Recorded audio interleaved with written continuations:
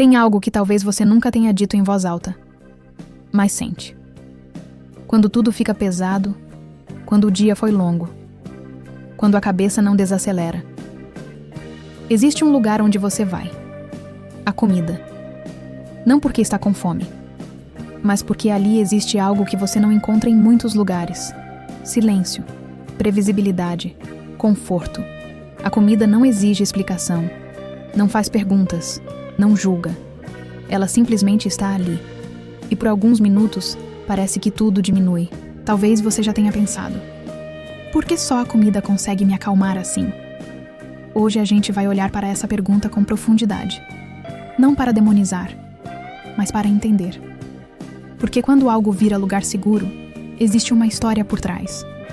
Se você gosta desse tipo de conversa que vai além do comportamento e tenta entender o vínculo emocional por trás dele, já se inscreve no canal e deixa um like. Isso me ajuda a continuar criando conteúdos que tratam essas experiências com sensibilidade e clareza. Agora vamos para a pergunta central. Quando você diz que só a comida acalma, não está exagerando. Está descrevendo uma experiência real. A comida funciona. Ela reduz tensão, distrai pensamento, diminui inquietação, cria sensação de pausa. E quando algo funciona repetidamente, o cérebro aprende. Não como teoria, mas como experiência. Você tenta conversar. Nem sempre resolve. Tenta descansar. Nem sempre desacelera. Tenta se distrair. Nem sempre envolve. Mas comer gera efeito rápido, sensorial, imediato, previsível. E previsibilidade é extremamente calmante. Outro ponto importante: a comida está sempre disponível. Ela não depende de outra pessoa, não depende de horário, não depende de reciprocidade. Você não corre risco de rejeição, não corre risco de ser mal interpretada, não corre risco de não ser compreendida. Isso cria uma sensação de controle, e controle reduz a ansiedade. Existe também a memória. Muitas experiências de conforto ao longo da vida envolveram comida. Momentos de cuidado, momentos de pausa, momentos de recompensa. O cérebro não separa perfeitamente comida e emoção. Ele registra a associação. E quando você precisa de conforto, ele sugere o que já funcionou antes. Então a pergunta não é: por que eu faço isso? Mas, por que isso funciona para mim? E a resposta é complexa. Se você percebe que a comida acabou ocupando esse lugar emocional na sua vida, de pausa, conforto e segurança, a ferramenta que organizei aprofunda exatamente esse vínculo. Ela ajuda a identificar quando a comida está sendo usada como regulador emocional e a construir outras formas de cuidado interno sem depender exclusivamente dela. Se você sente que precisa entender melhor essa relação para transformá-la com gentileza, ela está no primeiro comentário fixado. Agora vamos entender por que a comida tem esse efeito calmante tão consistente. Para entender por que a comida acalma, precisamos olhar para o tipo de experiência que ela oferece. A comida é uma experiência sensorial completa. Textura, temperatura, sabor, ritmo, movimento repetitivo. Tudo isso envolve o corpo de forma direta. Quando você come, sua atenção sai do pensamento abstrato e vai para a sensação concreta. E sensação concreta costuma ser calmante. Pensamento é difuso. Sensação é delimitada. Enquanto você está imersa na experiência sensorial, o fluxo mental diminui. Não desaparece completamente, mas perde protagonismo. Existe também um aspecto rítmico. Mastigar, engolir, repetir. Esse ritmo cria previsibilidade. E previsibilidade é um dos elementos mais reguladores para o sistema nervoso. O imprevisível gera alerta. O repetitivo gera estabilidade. Outro fator importante é a resposta fisiológica. Após comer, o corpo naturalmente entra em um estado mais relaxado. O sistema digestivo é ativado. A velocidade diminui. Existe uma tendência ao repouso. Esse efeito corporal é interpretado como calma. Então não é apenas psicológico, é também corporal. Mas há algo ainda mais profundo. A comida oferece um tipo específico de relação, uma relação sem conflito. Ela não exige desempenho, não exige explicação, não exige vulnerabilidade, não exige resposta emocional complexa. Você não precisa negociar, não precisa ser compreendida, não precisa ser validada. Ela apenas acontece.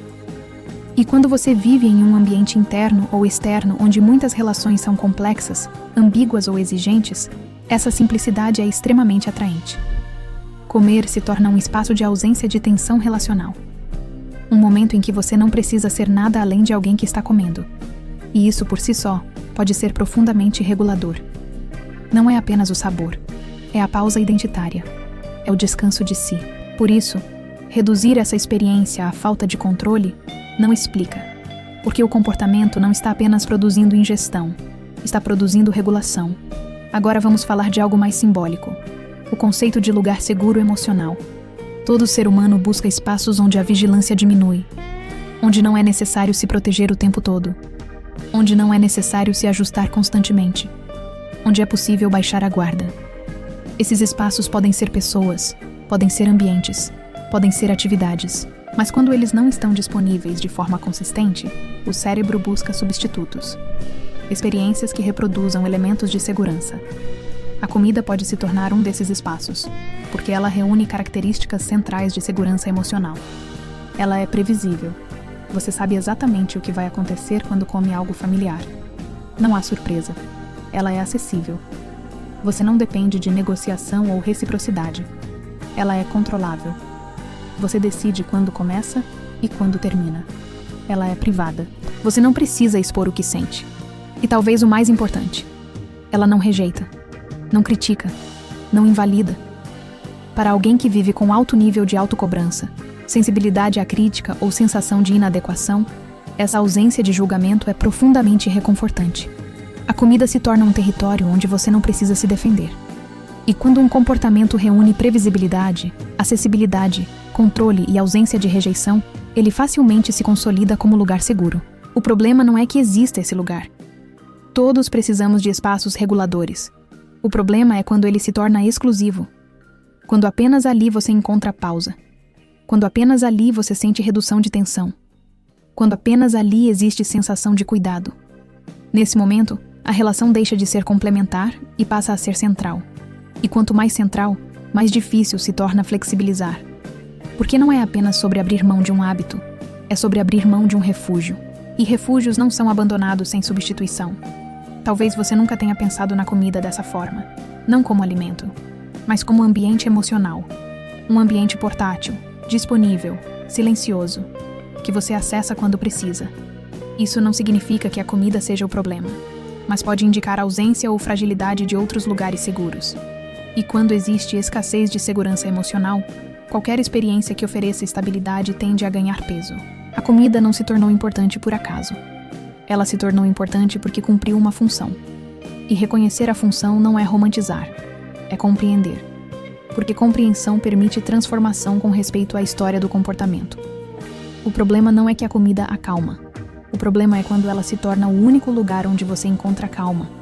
Quando um único recurso carrega toda a função de regulação emocional, ele deixa de ser apoio e passa a ser dependência funcional.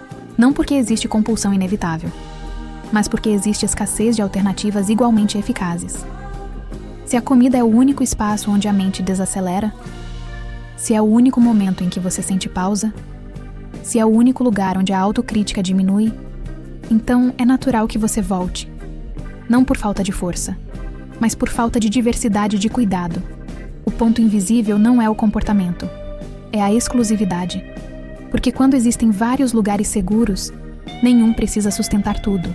Mas quando só existe um, qualquer tentativa de reduzi-lo parece ameaça. Você não está apenas tentando mudar um hábito, está tentando reorganizar onde encontra conforto. E isso é muito mais profundo do que simplesmente decidir parar. Se você percebe que a comida acabou ocupando esse espaço central de conforto e pausa na sua vida, a ferramenta que organizei aprofunda exatamente essa reorganização. Ela ajuda a identificar quando a comida está funcionando como lugar seguro e a construir, de forma gradual, outras experiências reguladoras que ampliam seu repertório emocional. Não é sobre retirar algo que funciona, é sobre não depender apenas disso. Se você quer começar esse processo com estrutura e gentileza, ela está no primeiro comentário fixado. Agora vamos fechar essa conversa. Talvez a comida nunca tenha sido apenas comida. Talvez tenha sido companhia silenciosa. Intervalo. Descanso. Talvez tenha sido o momento em que você finalmente parava de sustentar tudo. E por isso, ela se tornou importante. Não porque você não consegue controlar, mas porque ela ofereceu algo que estava em falta. Segurança, previsibilidade, ausência de julgamento. Quando você entende isso, algo muda.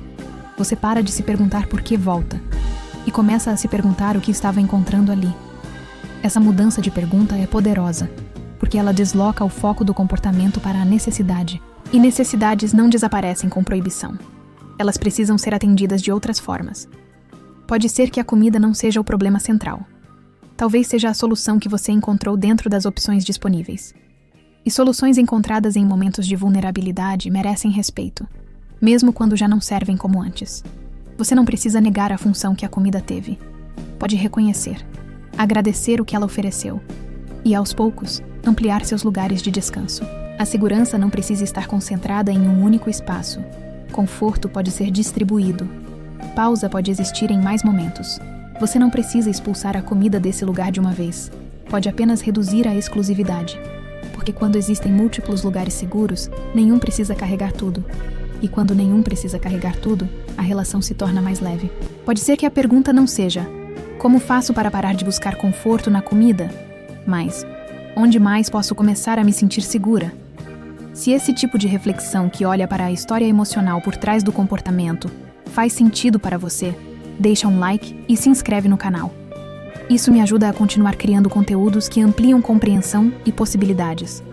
Talvez a comida tenha sido seu lugar seguro, mas não precisa ser o único.